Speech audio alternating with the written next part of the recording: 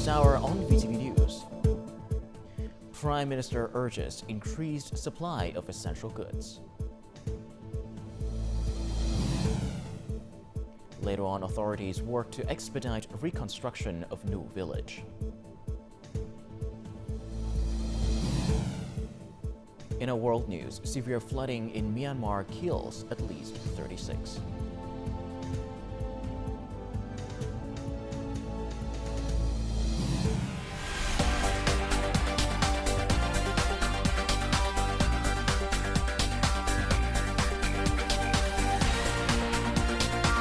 Broadcasting from Hanoi, the capital of Vietnam. VTV News starts right now. Good afternoon. It is currently 3 p.m. local time, and you're tuning into 30 minutes of VTV News. I'm Dylan Lei with the latest updates. Now, on Friday, Prime Minister Pham Minh Chinh issued an official dispatch calling for an increased supply of essential goods to areas affected by Typhoon Yagi. He instructed provincial and city people's committees to ensure the distribution of food, necessities, and medicines, particularly to isolated regions. The Prime Minister also asked for intensified market inspections to prevent hoarding and price gouging, with strict enforcement against violations.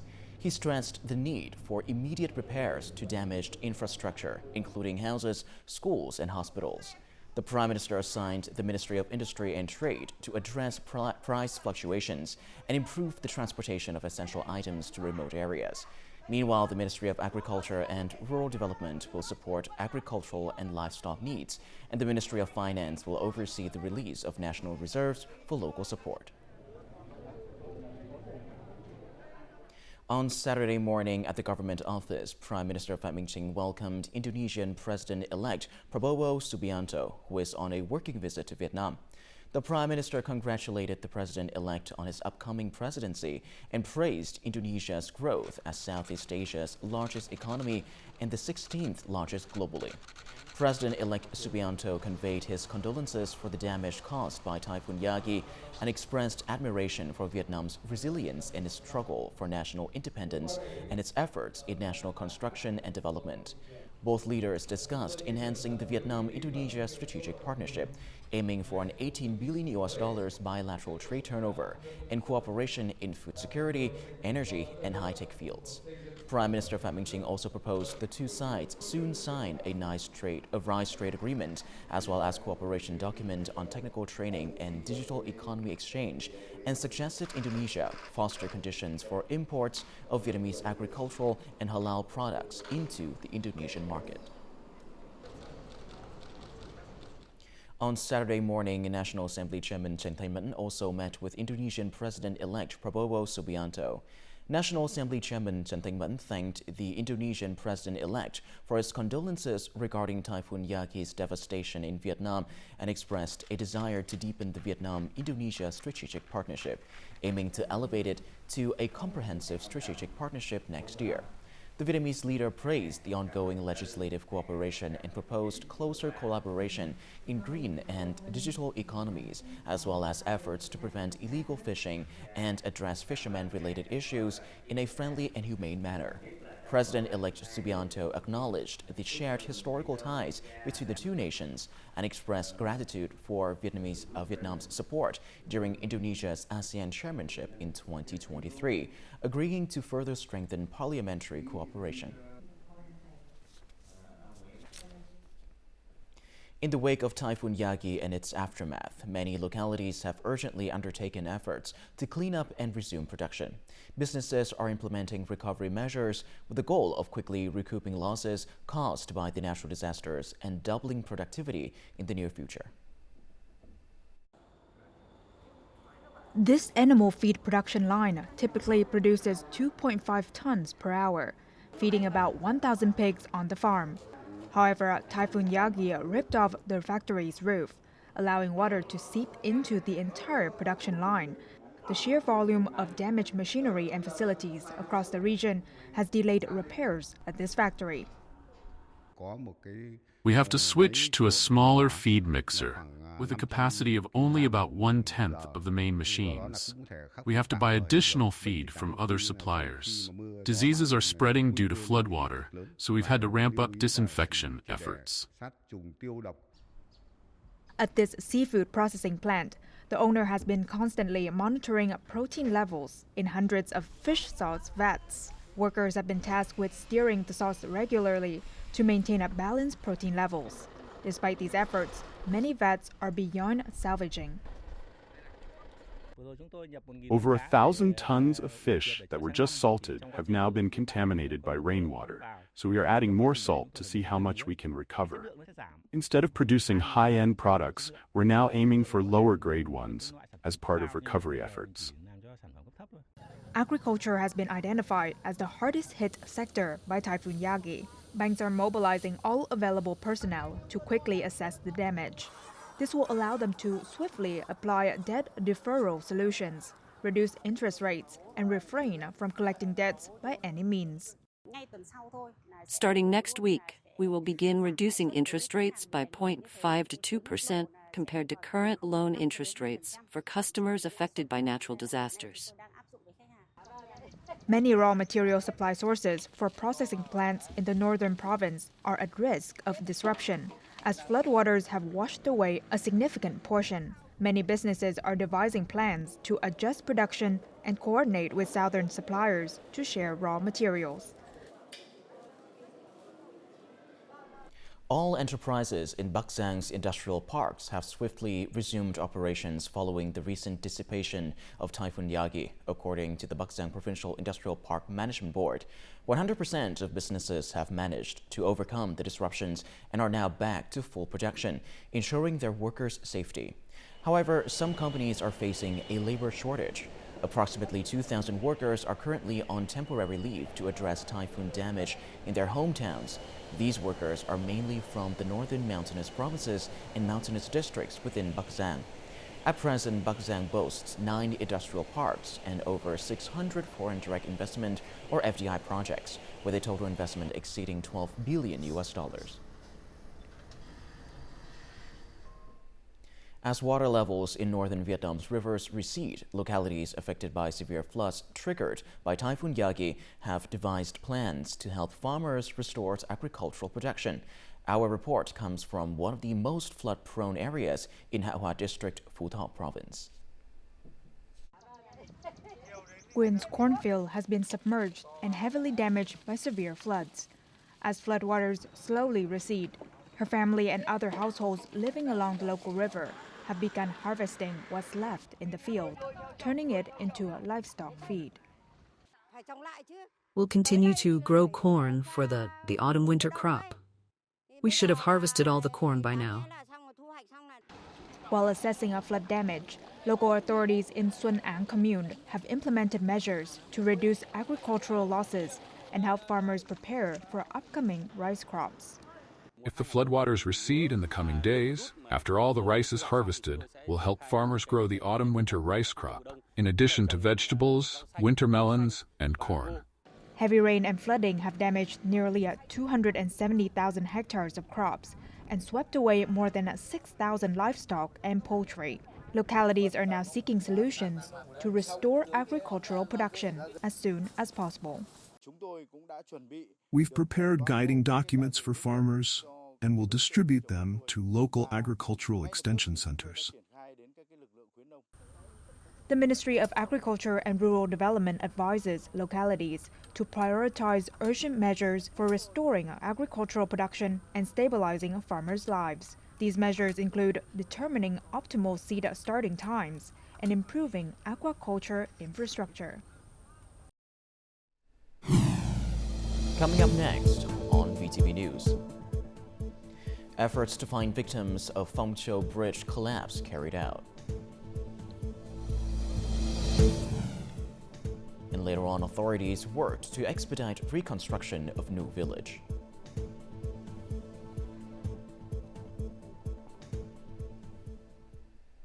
Welcome back to VTV News Live.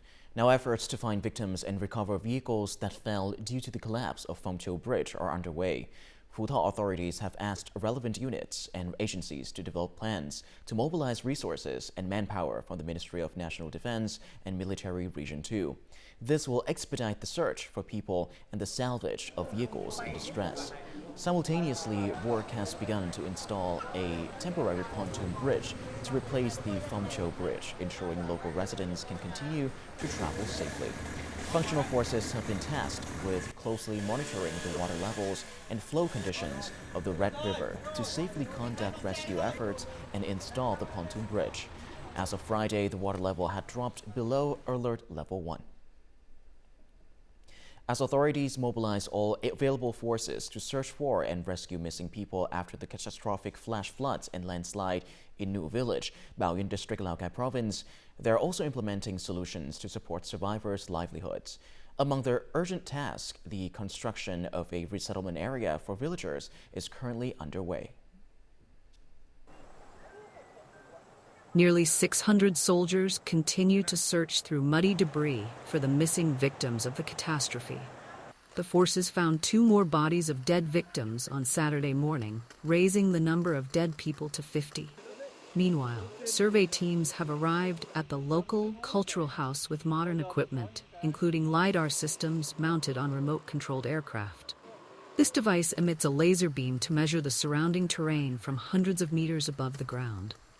Signals are then transmitted to a receiver on the aircraft, creating a 3D image of the entire survey area. We've identified a location for the new village, about 1 kilometer from the current site. We want the new village to be close to paddy fields, allowing villagers to quickly resume their agricultural activities and daily lives.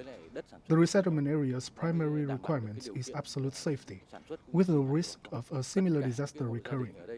Secondly, the site must be suitable for quick construction. Villagers have lost everything, their homes and loved ones. Having a new village that is comfortable, safe, and not too far from the old one is their greatest wish at this time. I'm looking forward to a resettlement area for our entire village. I hope it will be a safe and secure place, not on a high hill where landslides could occur again. Authorities at all levels have taken steps to build a resettlement area for the villagers. This construction project must be completed by December 31st of this year. Following Typhoon Yagi, Haizong Province experienced heavy rain, flooding, rising river water levels, and breached dikes. In response, the province mobilized maximum manpower and resources to address the typhoon's aftermath. The military and police in Haidian Province have consistently supported its flood response efforts. Thousands of army, police, and local militia personnel have been deployed to vulnerable areas to assist flood prevention efforts and help the province relocate 4,500 households and their property to safer locations. The recent floods have caused more than 350 dike breaches across Haidian Province. Prolonged submersion of dikes in several areas has led to saturated soil, increasing the risk of landslides and flooding. However, following the 4-on-the-spot strategy, the province has mobilized emergency response teams and residents to address and monitor the dike and canal systems. Once we hear of a potential dike incident, we call on all residents to help with consolidating the dike, including shoveling, stuffing soil in sacks, transporting the sacks, and cutting logs. The water levels in the province's main rivers and the Bakheng Hai irrigation system have receded. They remain high. The province has directed local authorities to closely monitor flood conditions, maintain patrols along the dikes, and promptly detect and address any damage to the dikes, embankments, or sluice gates. Starting Friday, people without suitable vehicles to transport relief goods can now call special hotlines for free delivery to flood-affected areas. This marks the first establishment of hotlines for this specific purpose. The service accepts deliveries of 3.5, 5, or 7 tons at designated donation points across Hanoi. Only relief goods distributed by recognized organizations such as the Red Cross, Local Fatherland Front, People's Committees, schools, and border guards are eligible. In the past 2 days, the first 7 free transport trips have successfully reached Gaobang, Laogai, Yên-Bai, Bắc Giang, and Phu Thọ provinces. The hotline is expected to operate for the next 30 days.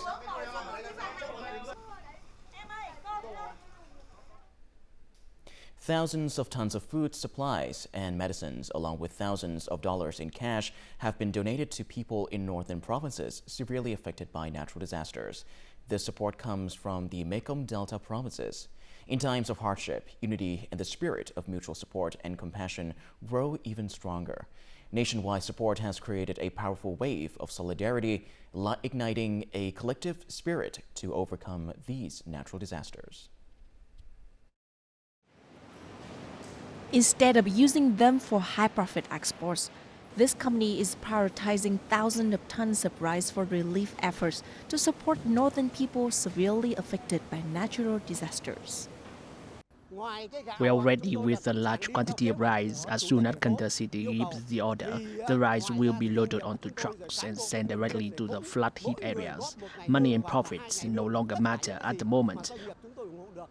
This pharmacy chain has also activated more than 2,000 booths to collect various types of medicine. Their goal is to quickly gather as many essential medical products as possible to support the health of people in disaster-stricken areas. People in the north can rest assured. We will do everything possible to mobilize all available resources to provide timely support. In recent days, Mekong Delta provinces have organized campaigns urging people to support northern provinces hit by natural disasters. Everyone is eager to contribute.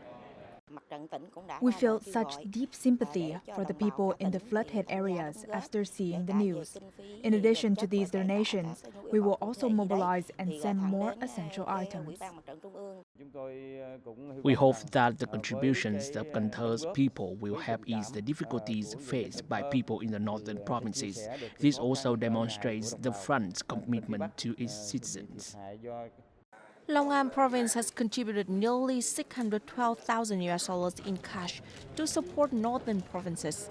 Other provinces and cities in the region have each donated approximately $400,000 for the cause, all hoping that the northern provinces will soon overcome difficulties and rebuild their lives. Faced with the catastrophic consequences of Typhoon Yagi, and in addition to the efforts of the entire political system and population, Vietnam has received timely support from countries, international partners, and organizations. The support has contributed to helping Vietnam overcome the typhoon's consequences. Australia, the United States, Japan, and South Korea were the first countries to announce support for Vietnam.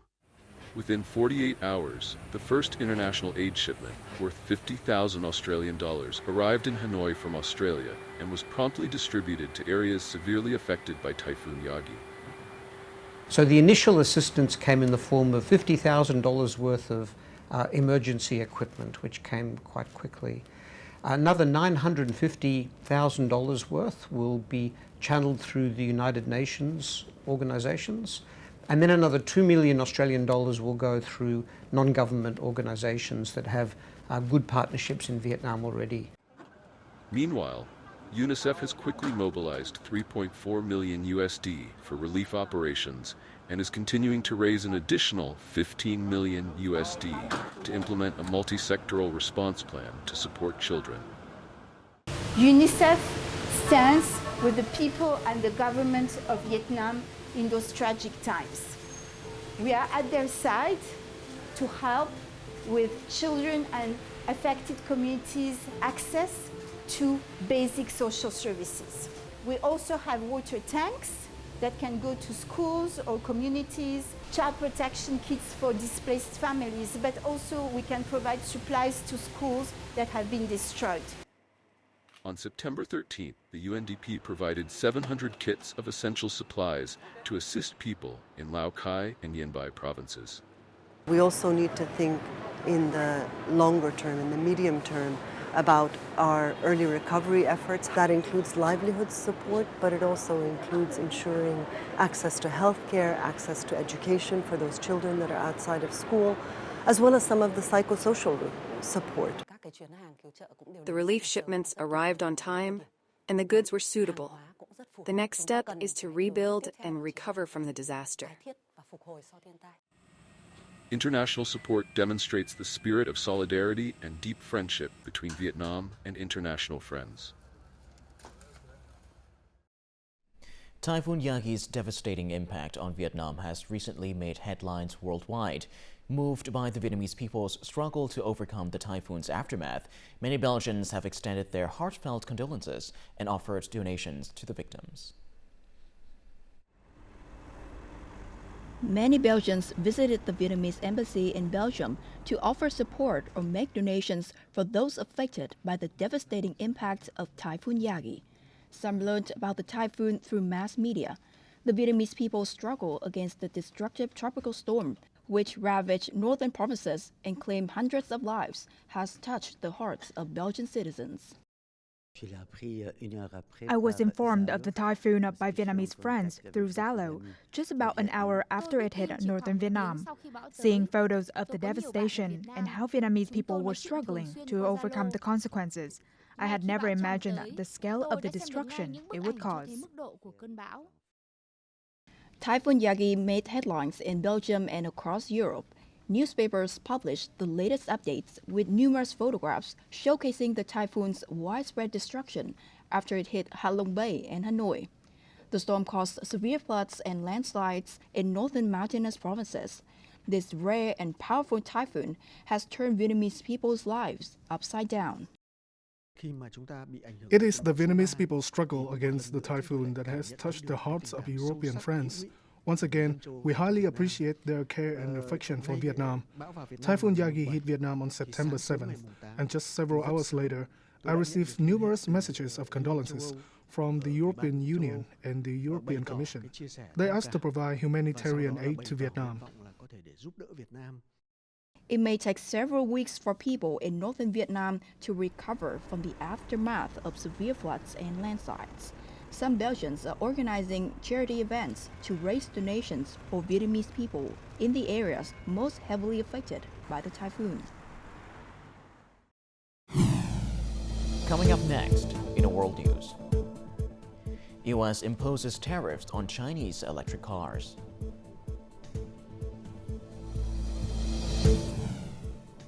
And severe flooding in Myanmar kills at least 36.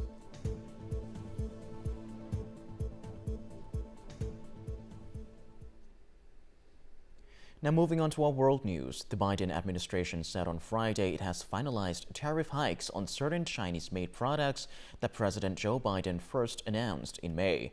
According to the U.S. Trade Representative's office, tariff rates will increase to 100% on electric vehicles, 50% on solar cells, and 25% on electric vehicles' batteries, critical minerals, steel, aluminum, face masks, and ship-to-shore cranes starting September the 27th. Tariff hikes on other products, including semiconductor chips, are scheduled to take effect over the next 2 years. These measures highlight the U.S. commitment to defending American workers and businesses against unfair trade practices. In response to the U.S. action, China stated that the tariffs would backfire and fail to solve U.S. industrial problems. Russia has announced the expulsion of 6 British diplomats in Moscow, accusing them of espionage and sabotage. In its announcement on Friday, Russia's Federal Security Service said the diplomats carried out subversive activities and intelligence gathering. Russian Foreign Ministry spokesperson Maria Zakharova said the British diplomats had exceeded the limits outlined by the Vienna Conventions. She accused diplomats of engaging in activities aimed at harming the Russian people. The Security Service added that it would revoke accreditation from more British diplomats if they are found to be involved in similar activities. The British Embassy in Moscow has not yet responded to requests for comment. Typhoon Yagi, the strongest storm to hit Asia this year, has caused severe flooding in Myanmar's capital, Nay Pyi Taw, after making landfall in Vietnam last Saturday. The adverse weather has led to hundreds of deaths across affected countries. In Myanmar alone, at least 36 people have died and over 50,000 have been displaced due to the storm. Hundreds of villages in many regions of the country have been submerged in floodwaters. State media reported that flooding around the capital has triggered land landslides and destroyed infrastructure, including electricity towers, buildings, roads, bridges, and houses. Food shortages have also occurred in many provinces of the Southeast Asian country. South America is being ravaged by fire from Brazil's Amazon rainforest through the world's largest wetlands to dry forests in Bolivia, breaking a previous record for the number of blazes seen in a year up to September 11th. Take a look. Satellite data analyzed by Brazil's space research agency INPE has registered more than 346,000 fire hotspots so far this year in all 13 countries of South America.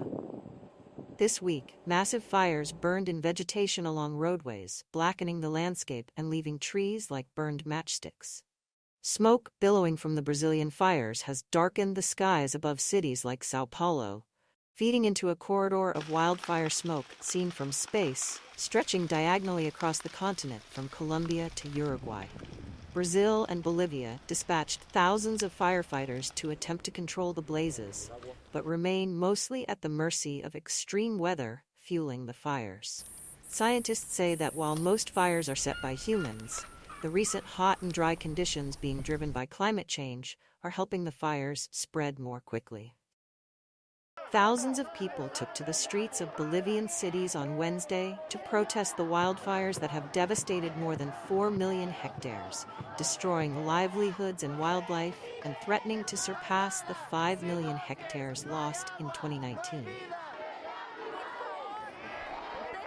Please realize what is really happening in the country. We have lost millions of hectares, millions of animals have been burned to death, and it is not fair. They are innocent, they did nothing. Mother Earth must be respected.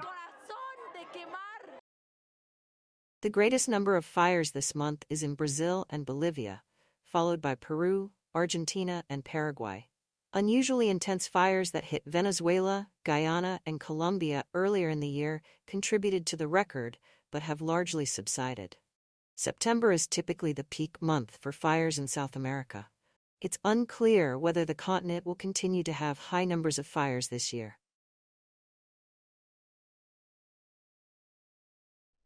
Before we say goodbye, let's have a look at the weather forecast.